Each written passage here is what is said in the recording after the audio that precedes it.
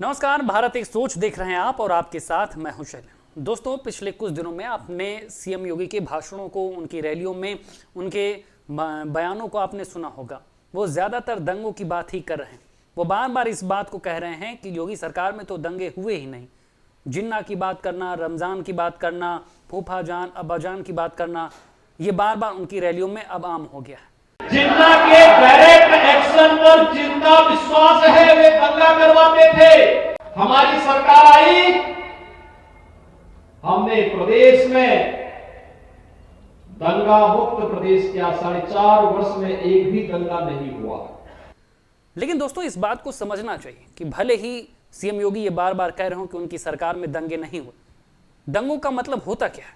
दंगों का मतलब होता है जान की हानि, माल की हानि। तो क्या योगी सरकार में जान माल की हानि नहीं हुई? दंगे नहीं हुए? दंगे अगर नहीं हुए तो क्या उनका स्वरूप नहीं बदला? हिंसा की वो घटनाएं नहीं हुई जिन्होंने पूरे देश तक को झकझोर के रख दिया? आज मैं आपको एक एक करके वो तमाम घटनाएं बताऊंगा जो दंगा तो नहीं हुआ यूपी में, लेकिन तमाम ऐसी घटनाएं हुई जिनमें बड़े पैमाने पर लोगों की जानें गई, बड़े पैमाने पर सार्वजनिक संपत्तियों का नुकसान। शुरुआत करते हैं। योगी सरकार जैसे ही आई थी वैसे ही कासगंज में तिरंगा यात्रा को लेकर हिंसा हुई और उसमें चंदन की हत्या कर दी गई थी। यह योगी सरकार में पहला ऐसा मामला था जहां पर हिंदू मुस्लिम एकता पर सवाल खड़े हुए थे। उसके बाद बुलंदशहर का कांड आपको याद होगा, जहां पर किस तरह से गौमांस के अवशेष को लेकर हिंदू मुस्लिम आमने सामने आ गए थे। वहां पर भी तनाव हुआ और इंस्पेक्टर सुबोध को अपनी जान गंवानी पड़ी। ये घटनाएं बता रही थी कि भले ही योगी बार बार चीख कर अपनी रैलियों में कहें कि दंगे नहीं हुए, लेकिन घटनाएं एक के बाद एक होती रहीं। कुंभा कांड आपको याद होगा, सोनभद्र में जिस तरह से जमीन की जंग में 11 लोगों की जान चली गई थी, वो भी बता रही थी कि किस तरह से यह नरसंहार हुआ था।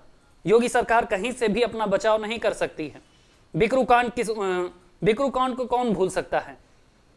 बिकरू कांड में जिस तरह से 8 पुलिस वालों की जानें गईं, विकास दुबे गैंग ने उन पर गोलियां बरसाकर उन्हें मौत के घाट उतार दिया। वो बता रहा था कि कितना बड़ा ये घटनाक्रम है, अपराध की कितनी बड़ी घटना थी। क्या यहां पर योगी सरकार अपना बचाव कर सकती है? क्या वो ये गिना सकती है कि उनके शासनकाल में कोई दंगा नहीं हुआ? जिस तरह से मनीष गुप्ता की गोरखपुर में हत्या हुई, पुलिस वालों की संलिप्तता रही, टॉर्चर देकर उसे मौत के घाट उतारा। विवेक तिवारी को कौन भूल सकता है? राजधानी लखनऊ में रात के 2 बजे जिस तरह से एक पुलिस कांस्टेबल ने उसे मौत के घाट उतार दिया, वो क्या कोई सामान्य घटना थी? योगी बार बार दूसरों के दंगों को तो गिना रहे हैं, दूसरे के शासनकाल के दंगों को तो गिना रहे हैं, लेकिन उनके शासनकाल में जो हुआ उसके बारे में कुछ भी नहीं कहते। सीएए एनआरसी को लेकर यूपी के करीब 1 दर्जन से ज्यादा जिलों में जिस तरह से हिंसा हुई, सार्वजनिक संपत्तियों को जलाया गया, तोड़फोड़ की गई। रिकवरी के लिए आप भले ही कुछ भी करें, वो हर सरकारें करती हैं, लेकिन वो बता रहा था कि किस तरह से वहां पर लॉ एंड ऑर्डर की धज्जियां उड़ी थी। इसके अलावा तमाम ऐसी घटनाएं हैं जो आपके जहन में जिंदा होंगी। अभी हाल ही की घटना को बात कर लिया जाए तो लखीमपुर कांड को कौन भूल सकता है? जिस तरह से किसानों की कुचलकर हत्या हुई, 8 लोगों की यहां पर जाने चली गई, वो क्या सामान्य घटना थी? पूरा देश उस घटना के बाद उबाल में था। तो क्या बार बार इस तरह से रैलियों में यह कहना कि उनके शासनकाल में दंगा नहीं हुआ, रामराज था, क्या इसे स्वीकार किया जा सकता है? बिल्कुल नहीं। लेकिन योगी जानते हैं कि दंगों का जिक्र कर करके, हिंदू मुसलमान कर करके, जिन्ना की बातें करके वो अपनी जीत की राह तैयार कर सकते हैं, ध्रुवीकरण कर सकते हैं।